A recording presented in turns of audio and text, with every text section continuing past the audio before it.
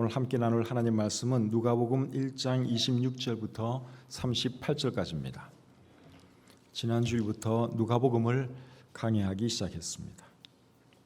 오늘은 두 번째 시간인데 본문은 누가복음 1장 26절부터 38절까지입니다. 찾으셨으면 저하고 여러분들하고 한 절씩 교독하겠습니다.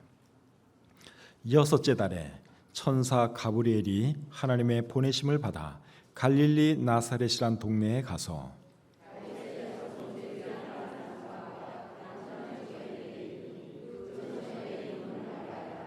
그에게 들어가 이르되 은혜를 받은 자여 평안할지어다 주께서 너와 함께 하시도다 하니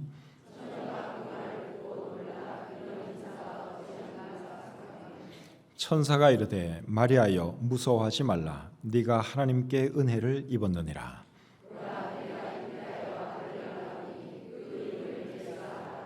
그가 큰 자가 되고 지극히 높으신 이의 아들이라 일컬어질 것이요 주 하나님께서 그 조상 다윗의 왕위를 그에게 주시리니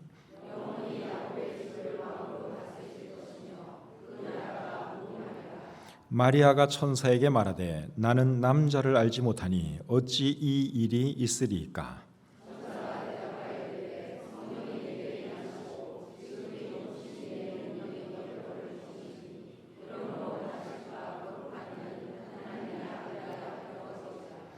보라 내 친족 엘리사벳도 늙어서 아들을 배었느니라. 본래 임신하지 못한다고 알려진 이가 이미 6달이 되었나니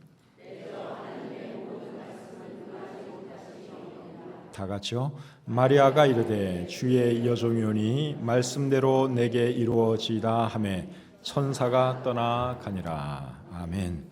하나님 오늘도 저희들에게 귀한 주일을 허락해 주시고 이 자리에 나와서 우리를 구원하신 주님을 예배하게 해주신 것 참 감사합니다.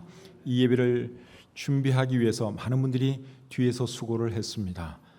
지금 이 시간에도 중고등부 또 초등부 유치부 유아부 여러 가지 교육부서들이 또 진행되고 있는데 하나님 교회를 위해서 늘 수고하고 애쓰시는 우리 성도님들 한 분 한 분 기억해 주시고 복을 내려 주시옵소서.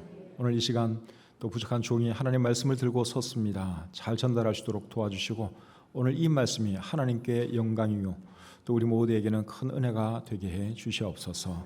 모든 것 주님께 의탁하오며 예수님의 이름으로 기도합니다. 아멘. 자리에 앉겠습니다.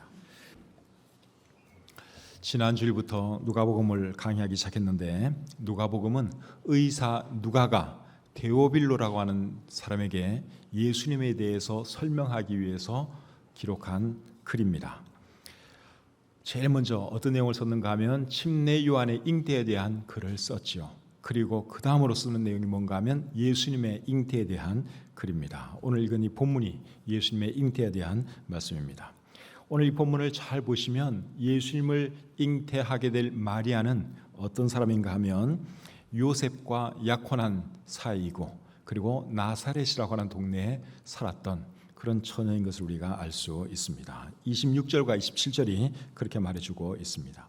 여섯째 달에 천사 가브리엘이 하나님의 보내심을 받아 갈릴리 나사렛이란 동네에 가서 다윗의 자손 요셉이라 하는 사람과 약혼한 처녀에게 이르니 그 처녀의 이름은 마리아라. 자, 마리아에 대해서 여기 설명을 하고 있는데 여섯째 달에 이렇게 글이 시작되고 있죠. 여기 말하는 여섯째 달은 침례 요한의 어머니가 될 엘리사벳이 임신한 지 6째 되는 달에 그러한 말입니다.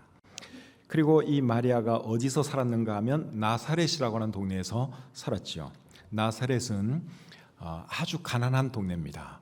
요한복음 1장에 보시면 빌립이 예수님을 만나고 나서 자기 친구 나다나엘에게 뭐라고 말하는가 하면 내가 메시아를 만났는데 그분은 나사렛 예수야. 그렇게 전달을 해 주었습니다. 그 말을 들은 나다나엘이 뭘 하려는가 하면 나사렛에서 무슨 선한 것이 날 수 있겠느냐 그렇게 말을 합니다. 그러니까 나사렛 사람들이 얼마나 가난하고 얼마나 비천했으면 나다나엘이 그렇게 말을 했겠습니까?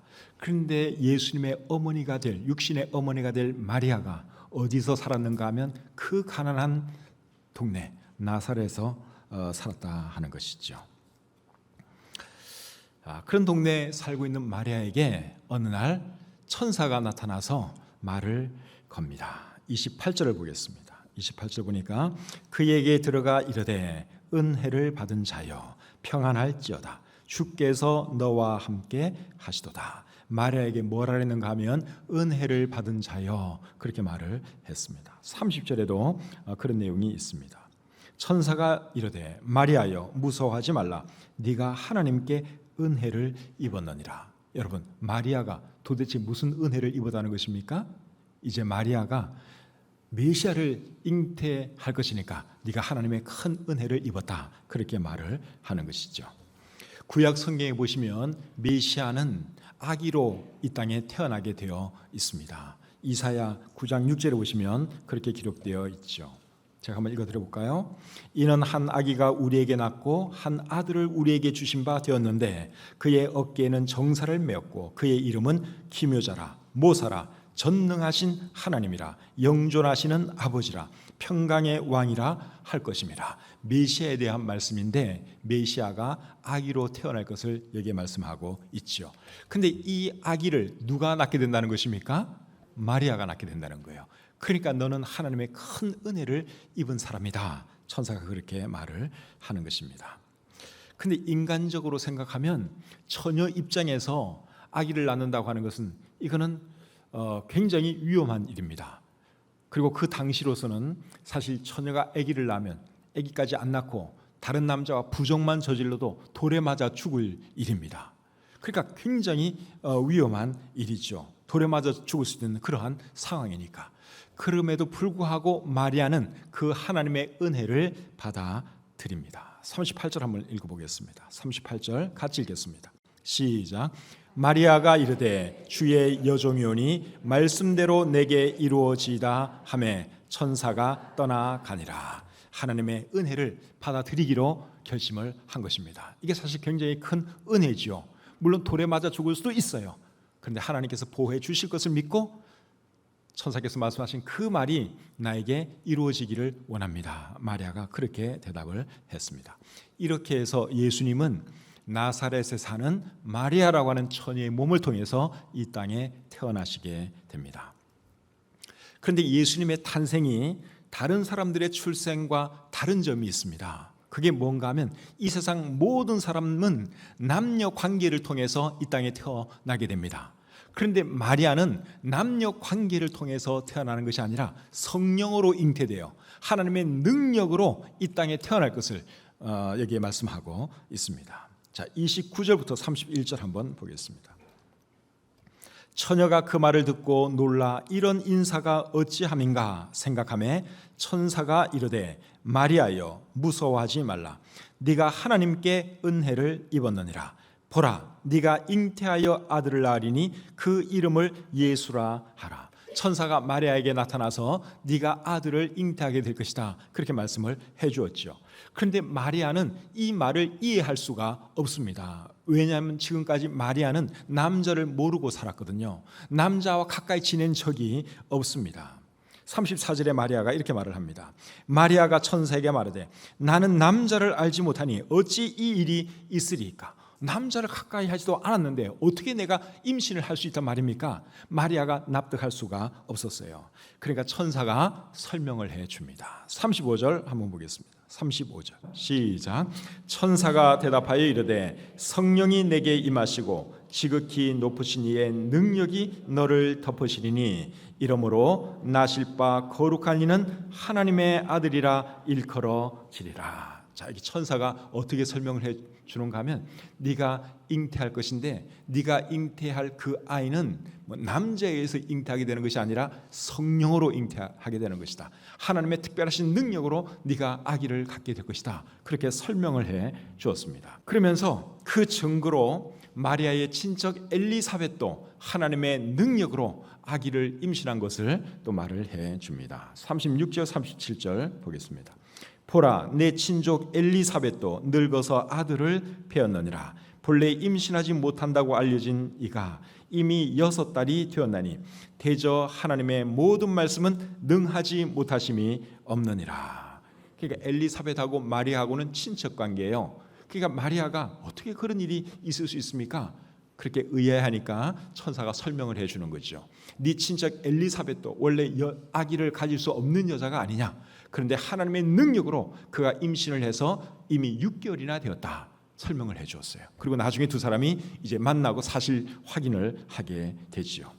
여러분, 하나님께서 하시고자 하면 못하실 일이 있을까요? 없죠. 오늘날 많은 사람들이 어떻게 처녀가 아기를 낳을 수 있느냐 믿지를 못합니다. 근데 하나님께서 여러분 못하실 일이 뭐가 있겠습니까? 사람을 창조하신 분이 하나님이신데, 이 우주 만물을 창조하신 분이 하나님이신데 여러분 하나님이 못하실 일이 없지요. 그래서 천사가 하는 말이 대저 하나님의 모든 말씀은 능하지 못하심이 없느니라. 하나님께서 하시는 일에 불가능한 것은 없다. 그렇게 설명을 해 주었죠. 이런 이유 때문에 우리 예수님은 여자의 후손으로 이제 불려지게 됩니다. 창세기 3장 15절에 이런 말씀이 있습니다. 창세기 3장 15절에 보시면 내가 너로 여자와 원수가 되게 하고 내 후손도 여자의 후손과 원수가 되게 하리니 여자의 후손은 내 머리를 상하게 할 것이요 너는 그의 발꿈치를 상하게 할 것이니라 하시고, 이 말씀은 하나님께서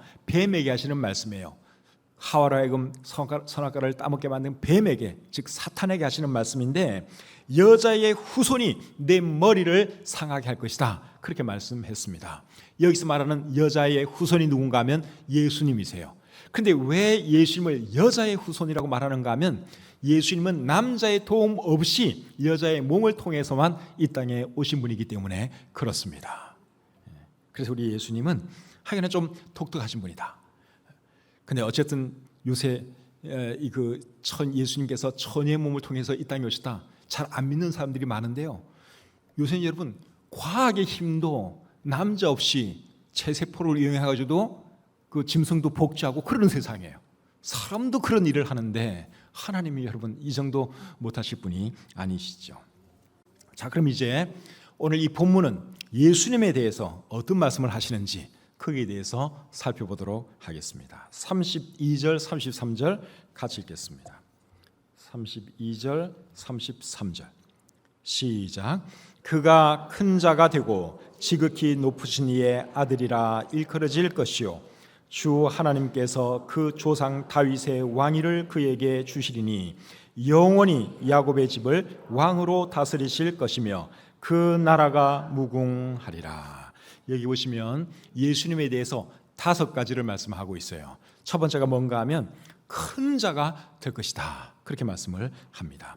침례 요한에 대해서도 큰 자가 될 것이다 하는 말씀을 하나님이 해 주셨어요. 누가복음 1장 15절에 보시면 이렇게 기록되어 있죠.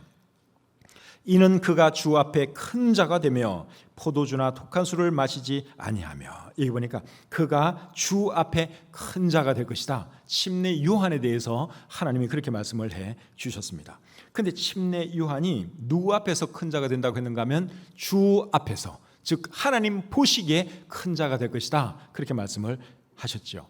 그런데 예수님에 대해서는 주 앞에서 큰 자가 될 것이다 그렇게 말을 안 하고 그냥 큰 자가 될 것이다 그렇게 말씀을 했는데, 그 이유가 뭘까요? 예수님 자신이 주님이기 때문에 주님 앞에서 이 말이 필요가 없는 거죠. 그래서 예수님은 큰 자가 될 것이다 그렇게 말씀하고 있습니다. 인류 역사를 통해서 이 땅에 태어난 사람들 중에서 가장 큰 자가 여러분 누군 줄 아십니까? 예수님이세요. 가장 큰 자가 예수 그리스도이십니다. 그래서 예수님의 탄생을 기준으로 해서 인류 역사는 BC와 AD로 나누어집니다. BC라는 말은 Before Christ, 즉 그리스도 이전, 주전 이런 의미고, AD라는 말은 아노 도미니라고 하는 라틴 말입니다. 그 말의 의미는 주의 해 안에서, 주님의 해에, 그러한 뜻입니다. 주후라는 말이죠. 그래서 예수님의 탄생을 중심으로 해서 기원 전과 기원 후 이렇게 나눠지게 됩니다. 그러니까 여러분 예수님이 얼마나 대단한 분인가 우리가 알 수 있죠. 이 땅에 많은 왕들도 태어나고 많은 영웅들이 태어났다가 죽었어요.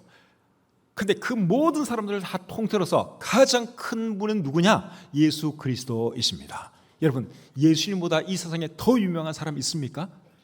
없죠. 뭐 연예인 누가 유명하고 어느 대통령이 유명하고 그래봐야 잠깐이다가 사라지는 인생들이고, 여러분 2000년이 지나도록 지금까지 예수님 모르는 사람 거의 없습니다. 웬만한 사람들은 다 압니다.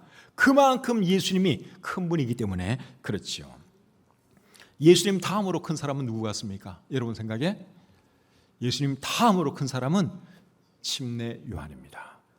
왜 그런가 하면 누가복음 7장 28절에서 예수님이 여자가 낳은 자 중에 요한보다 큰 자가 없다, 그렇게 말씀을 하셨거든요. 그러니까 예수님이 가장 큰 자고 그 다음에 큰 자는 사실은 침례 요한입니다. 그런데 두 분의 공통점이 있어요. 두 분은 인간적으로 말하면 친척이기도 하고, 그리고 두 사람 다 30대 초반에 처형당해서 죽었습니다. 그럼에도 불구하고 예수님이 가장 큰 자이고 그 다음은 침례 요한, 그 다음은 누구 같습니까? 그 다음은 제가 볼 때는 사도 바울이 아닌가 생각이 됩니다. 이 세계사에 엄청난 영향을 사도 바울이 끼쳤지요, 복음을 전해서. 자, 두 번째로 오늘 이 본문이 예수님에 대해서 하시는 말씀은 지극히 높으신 이의 아들이라 불릴 것이다, 그런 말씀을 하고 있습니다. 32절 중간에 그렇게 나오지요. 그가 큰 자가 되고 지극히 높으신 이의 아들이라 일컬어질 것이요. 여기 말하는 지극히 높으신 이는 하나님을 말하는 거죠. 근데 35절에 보시면 단도직입적으로 이렇게 말합니다. 나실 바 거룩한 이는 하나님의 아들이라 일컬어지리라. 두 번째로 예수님에 대해서 하시는 말씀은 예수님은 하나님의 아들로 불릴 것이다 하는 거예요. 근데 여러분, 하나님의 아들로 불리우는 것은 예수님만 그렇게 불린 것이 아니라 사실은 예수님 믿는 사람들도 하나님의 아들로 불리우잖아요. 요한복음 1장 12절에 보시면 영접하는 자, 곧 그 이름을 믿는 자들에게는 하나님의 자녀가 되는 권세를 주셨으니, 이렇게 말씀을 하고 있고, 그 다음에 갈라디아서 3장 26절에 보시면 너희가 다 믿음으로 말미암아 그리스도 예수 안에서 하나님의 아들이 되었으니, 누구의 아들이 되었다고요? 하나님의 아들이 되었다 그랬어요. 예수 믿는 사람들 하나님의 아들이라고 말씀하고 있죠. 또 심지어 천사들에 대해서도 여러분 하나님의 아들이라고 그렇게 말을 하는 것이 성경에 나옵니다. 욥기 1장 6절에 보시면 이런 말씀이 있습니다. 하루는 하나님의 아들들이 와서 여호와 앞에 섰고 사탄도 그들 가운데 온지라. 여기 말하는 하나님의 아들들은 누구를 말하는 걸까요? 천사들을 말하는 거예요.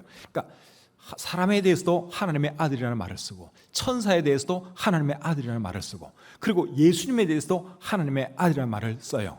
그런데 예수님에 대해서 하나님의 아들이라 하는 이 말은 뭐 사람이나 천사에 대해서 하나님의 아들이라고 하는 것과는 차원이 다릅니다. 예수님에 대해서 하나님의 아들이다 하는 이 말의 의미는 예수님은 하나님이시다, 그 말입니다. 사탄이 예수님을 시험할 때 예수님에게 뭐라고 말하는가 하면, 네가 만일 하나님의 아들이면 이 돌들로 떡덩이가 되게 해봐라, 그렇게 말을 합니다. 그 다음에 두 번째 시험에서는 뭐라는가 하면, 네가 만일 하나님의 아들이면 이 성전 꼭대기에서 한번 뛰어내려봐라, 그렇게 말합니다. 네가 만일 하나님의 아들이면, 이 말의 의미가 결국 뭐겠어요? 네가 만일 하나님이면 한번 해보라는 거예요. 여러분, 사람은 절대로 돌들을 떡덩이로 못 만들죠. 성전에서 뛰어내리면 죽습니다. 그런데 예수님이 하나님인 것을 말을 하니까 사탄이 그렇게 도전을 하는 거죠. 네가 정말 하나님이면 한번 해보라는 거예요. 또 예수님께서 바람과 파도를 말씀으로 잠재웠을 때 배 안에 있는 예수님의 제자들이 예수님에게 뭐라고 고백하죠? 진실로 당신은 하나님의 아들이십니다, 그렇게 고백을 합니다. 그 말은 곧 무슨 말이에요? 당신은 하나님이십니다, 그 말이죠. 하나님이 아니고서 여러분 어떻게 바람과 파도를 잠재울 수 있겠습니까? 또 예수님을 십자가에 못 박아 죽인 백부장과 군인들은 그 당시에 일어난 모든 일들을 보고 뭐라고 고백한 줄 아십니까? 이는 진실로 하나님의 아들이었도다, 그렇게 고백을 했습니다. 여기서 말하는 하나님의 아들도 하나님이라는 말이에요. 여러분, 보통 사람이 십자가에 매달려 죽는다고 해서 막 지진이 일어나고 하늘이 새카매지고 그런 일 안 일어나지요? 하나님이니까 그런 희한한 놀라운 일이 일어났던 것입니다. 여러분들은 예수님이 하나님인 것을 믿으십니까? 이걸 믿으셔야 돼요. 오늘날 많은 사람들이 예수님에 대해서 여러 가지 많은 그 생각들을 합니다. 훌륭한 선생이다, 4대 성인 중에 한 사람이다, 기독교의 창시자다. 어느 정도는 맞는 말인데 예수님에서 가장 정확한 표현은 그분은 하나님의 아들이다. 나아가서 그분은 하나님이시다. 이것이 예수님에 대해서 제일 정확하게 말하는 것입니다. 세 번째로 예수님에 대해서 어떤 말을 하는가 하면 하나님께서 다윗의 왕위를 그에게 주실 것이다 하는 말씀을 합니다. 32절 끝부분에 그렇게 나오지요. 주 하나님께서 그 조상 다윗의 왕위를 그에게 주시리니, 하나님께서 다윗에게 어떤 약속을 하셨는가 하면 네 왕위가 영원할 것이다 하는 약속을 해 주셨습니다. 그 말씀이 사무엘하 7장 16절에 있는데 제가 한번 읽어드리겠습니다. 네 집과 네 나라가 내 앞에서 영원히 보존되고 네 왕위가 영원히 견고하리라. 하나님께서 다윗에게 해주신 말씀이에요. 다윗의 왕위가 영원할 것이라고 말씀해 주셨습니다. 이 말씀의 의미는 다윗의 혈통을 통해서 영원한 왕 대신 메시아가 태어날 것이다, 그러한 말씀입니다. 그런데 그 메시아가 결국 오늘 이 본문에 의하면 누구라는 것입니까? 예수님이라는 것이죠. 그래서 하나님께서 다윗의 왕위를 그에게 주실 것이다, 이런 말씀을 하고 있습니다. 그런데 여러분, 예수님이 이 땅에 계실 때 영원한 왕의 모습을 하고 계셨습니까? 그러지는 않죠. 오히려 종의 모습으로 사셨습니다. 그리고 죽을 때는 죄인의 모습으로 처참하게 돌아가셨습니다. 그렇게 하신 이유는 이 세상 사람들의 죄를 대속하기 위해서 예수님께서 그렇게 하셨죠. 그런데 언젠가 다시 오시는데, 다시 오실 때는 우리 예수님이 영원한 왕의 모습으로 이 땅에 내려오신다는 사실입니다. 그 말씀이 요한계시록 19장에 나와 있는데 19장 11절을 한번 보겠습니다. 또 내가 하늘이 열린 것을 보니 보라, 백마와 그것을 탄 자가 있으니 그 이름은 충신과 진실이라. 그가 공의로 심판하며 싸우더라. 그 다음에 16절. 그 옷과 다리에 이름을 쓴 것이 있으니 만왕의 왕이요 만주의 주라 하였더라. 예수님께서 지상으로 재림하시는 그 모습을 기록한 말씀입니다. 근데 그 다리에 뭐라고 써 있는가 하면은 만왕의 왕 만주의 주, 이렇게 써 있다는 것입니다. 그래서 예수님은 2000년 전에는 정말 초라한 죄인의 모습으로 사셨어요. 그러나 다시 오실 때는 만왕의 왕 만주의 주로 오신다고 하는 것을 우리가 절대로 잊으시면 안 됩니다. 그리고 이 땅에서 뭘 하시느냐? 1000년 동안 왕노릇 하시죠. 요한계시록 20장 6절에 이렇게 기록되어 있습니다. 이 첫째 부활에 참여하는 자들은 복이 있고 거룩하도다. 둘째 사망이 그들을 다스리는 권세가 없고 도리어 그들이 하나님과 그리스도의 제사장이 되어 1000년 동안 그리스도와 더불어 왕노릇하리라. 예수님께서 1000년 동안 이 땅에서 왕노릇 하실 것이라고 말씀하고 있습니다. 그래서 예수님을 이 땅에서 구원자로 만나지 못하면 나중에 예수님이 다시 오실 때 그때는 심판주로 만나야 된다고 하는 것을 우리가 잊으시면 안 돼요. 2000년 전에는 정말 초라한 모습으로 오셨어요. 죽기 위해서 오셨기 때문에 그렇게 오신 것입니다. 그러나 다시 오실 때는 만왕의 왕의 모습으로 오신다 하는 것을 여러분들이 꼭 기억할 수 있기를 바랍니다. 네 번째로 예수님께서 어떤 말씀을 하시는가 하면 야곱의 집을 영원히 다스릴 것이라고 말씀하고 있습니다. 본문 33절을 보시면 영원히 야곱의 집을 왕으로 다스리실 것이며, 누구의 집을 영원히 왕으로 다스리신다고요? 야곱의 집. 여기서 말하는 야곱의 집은 이스라엘을 말하는 거죠. 이스라엘 사람들은 예수님이 2000년 전에 이 땅에 왔을 때 그분이 메시아라는 것을 안 믿었습니다. 그래서 결국 십자가에 못 박아 죽였지요.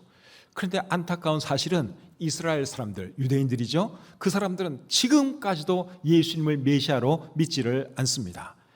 아주 적게 소수의 사람들이 예수님을 메시아로 받아들이고 있어요.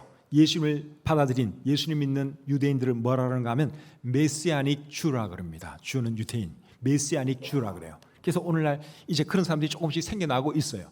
그러나 대다수의 유대인들은 예수님을 믿지 않습니다. 예수님을 메시아로 받아들이지를 않고 있습니다. 그런데 예수님이 다시 오실 때 그들도 예수님을 메시아로 보게 될 것입니다. 그 말씀이 요한계시록 1장 7절에 기록되어 있습니다. 볼지어다 그가 구름을 타고 오시리라. 각 사람의 눈이 그를 보겠고 그를 찌른 자들도 볼 것이요 땅에 있는 모든 족속이 그로 말미암아 애곡하리니 그러하리라. 아멘. 그를 찌른 자들도 볼 것이다. 그렇게 말씀을 했는데 그를 찌른 자들이 유대인들, 이스라엘 사람들을 말하는 것이죠. 지금은 눈이 가려서 예수님을 메시아로 보지를 못합니다. 그러나 눈이 열리면서 예수님이 다시 오실 때 예수님을 메시아로 인정하게 되는 거죠. 그리고 이제 예수님의 지배를 받게 될 것입니다. 그것이 33절 야곱의 집을 영원히 다스릴 것이다 하는 말씀의 의미입니다. 자, 마지막 다섯 번째로는 어떤 말씀을 하는가 하면 그의 나라가 무궁할 것이다 하는 말씀을 하고 있습니다. 33절 끝부분에 보시면 그 나라가 무궁하리라 이렇게 되어 있습니다. 무궁하다는 말의 의미가 뭐죠? 무궁하다 하는 말은 끝이 없다, 한이 없다 그러한 뜻입니다. 우리나라의 나라꽃이 무궁하지요. 무궁화의 꽃말은 그 말 그대로 무궁하다, 한이 없다 그런 뜻입니다. 근데 무궁화를 영어로는 뭐라는 줄 아십니까? 모르시죠? 장미는 뭐라는 줄 아십니까? 그렇죠. 장미는 rose라 그러죠. 무궁화는 영어로 Rose of Sharon 그렇게 말합니다. 근데 샤론이 도대체 뭐냐? 샤론은 이스라엘에 있는 평야 이름이에요. 우리 찬송가 가사 중에도 샤론의 꽃 예수, 그러니까 샤론에 있는 그 아름다운 꽃에 우리 예수님을 비유한 거예요. 근데 무궁화가 The Rose of Sharon, 샤론의 장미, 이것이 영어로 무궁화입니다. 그러니까 우리나라는 애국가에도 하나님이라는 그 단어가 들어가 있고, 그리고 우리나라의 나라꽃이 무궁화인데 이것도 상당히 성경적인 그런 의미가 있는 꽃입니다. 그러니까 우리나라는 정말 복받은 나라라는 생각이 들어요. 세상에 이런 나라가 어디 있겠어요? 국가에 여러분 하나님 이름 들어가 있는 나라가, 미국 국가에도 제가 알기로는 하나님 단어 안 나오는 걸로 알고 있는데, 우리나라 애국가에는 하나님 단어가 들어가 있고, 또 우리나라 국화 무궁화는 또 무궁하다 그런 의미가 있고, 샤론이라는 또 그 의미도 거기에 들어가 있고, 그러니까 얼마나 좋아요. 그러니까 우리나라가 잘 되는 이유가 달리 잘 되는 게 아니에요. 애국가에 하나님 나오시오. 맨날 우리가 부를 때마다 하나님이 보호하사 우리나라 만세, 길이 보존하세, 이러니까 우리나라가 잘 되는 것이죠. 그렇죠 여러분? 근데 아무리 우리나라가 참 좋은 나라고 복받은 나라를 할지라도 이 땅에서는 영원할 수는 없어요. 근데 오늘 이 본문에 보니까 그의 나라는 무궁할 것이다, 영원할 것이다 그렇게 말씀하고 있죠. 그 이유가 무엇입니까? 예수님이 하나님이시고 하나님의 나라는 영원할 수밖에 없기 때문에 그렇습니다. 자, 이제 말씀을 마치겠습니다. 오늘 예수님에 대해서 제가 말씀을 드렸는데, 혹시 여러분들 중에 예수님 안 믿고 계시는 분이 계시면 여러분도 꼭 예수님을 믿으시기를 바랍니다. 왜 여러분들이 예수님을 믿으셔야 되는가 하면 예수님은 하나님이기 때문에 그렇습니다. 저와 여러분들과 똑같은 인간이었다면 굳이 믿을 필요 없습니다. 2000년 전에 죽은 사람을 뭐로 믿겠습니까? 근데 예수님은 2000년 전에 십자가에 달려 돌아가셨지만 3일 만에 다시 살아나셨습니다. 그리고 하늘로 올라가셨고 지금 천국에 계십니다. 그리고 언젠가는 반드시 다시 오실 것입니다. 그러니까 여러분들이 예수님을 믿으셔야 하는 것이죠.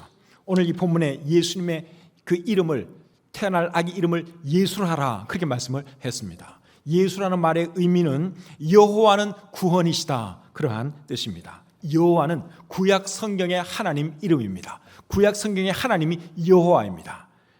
근데 그 구약 성경의 하나님이 사람의 몸을 입고 오셨는데 그분이 예수님이신 것이죠. 그리고 구원이라는 말은 무엇으로부터의 구원을 말하는 것인가 하면 죄와 사망 권세로부터의 구원을 뜻합니다. 사람은 다 죽잖아요. 왜 사람이 죽나요? 늙어서 그냥 죽는 것이 아니라 사실은 죄 때문에 죽는 것입니다. 그리고 죽음으로 끝나는 것이 아니라 그 후에는 심판이 있다고 우리 성경이 말씀하고 있습니다. 그러나 예수님 믿으면 심판받지 않고 영원한 생명을 얻을 수 있습니다. 그리고 우리 주님과 함께 영원히 천국에서 살 수 있게 됩니다. 이런 이유 때문에 여러분들이 예수님을 믿어야 하는 것입니다. 믿고 안 믿고는 물론 여러분들 자유예요. 그러나 여러분, 지금 예수님을 여러분의 구원주로 만나지 않으면 언젠가는 반드시 심판주로 만나게 될 것입니다. 근데 그때는 후회도 늦었어요. 지금 하나님께서 기회를 주실 때, 예수님 믿을 수 있는 기회를 주실 때 예수님을 여러분의 주님으로 모셔드리고 구원받을 수 있기를 바랍니다. 기도하겠습니다. 하나님 아버지, 부족한 종이 하나님 말씀을 전했습니다. 예수님을 이 땅에 보내주시고 예수님을 통해서 우리의 모든 죄 사해 주시고 하나님의 자녀로 삼아주셔서 참 감사합니다. 혹 우리 중에 아직 예수님 믿지 않고 있는 분이 계시면 하나님 불쌍히 여겨주시고 자신이 죄인인 것과 예수님이 내 죄를 위해서 십자가에 펴려 돌아가신 구원자라고 하는 것을 믿음으로 받아들이게 해 주시옵소서. 그리하여 하나님의 자녀가 되게 하시고 주님과 함께 영원히 살 수 있도록 하나님 은혜 베풀어 주시옵소서.